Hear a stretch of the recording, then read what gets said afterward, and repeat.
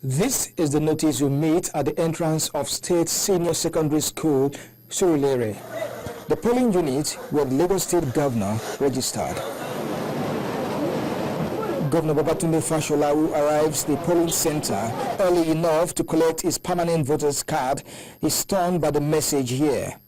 The commission says cards are not available and that voters will have to register afresh. At his official residence, the governor expresses disappointment at what he describes the display of lack of planning that speaks volume of the contempt and disregard of INEC for the rights of citizens.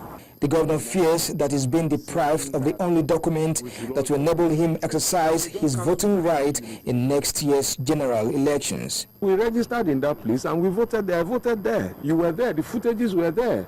So, and they are not saying they will come back to issue the cards. The notice said, go and re-register. So a whole polling unit is cancelled where there are registered members, registered voters.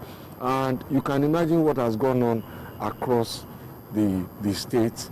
And this is interesting that certain states now with the largest voting numbers are involved in this last exercise. You begin to draw your inferences. Questions that INEC must answer now is, did they print the voters card, the permanent voters card for those polling units? If they did, who have they given them to?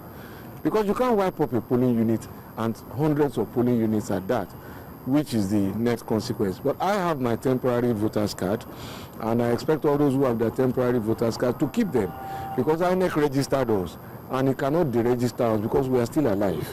We are not dead. And INEC must find a way to ensure that if it cannot produce our permanent voters card,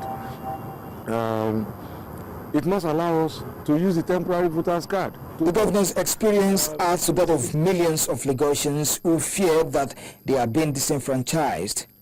INEC's failure to effectively handle the registration process leading to the 2015 general elections may pose more dangers to its success.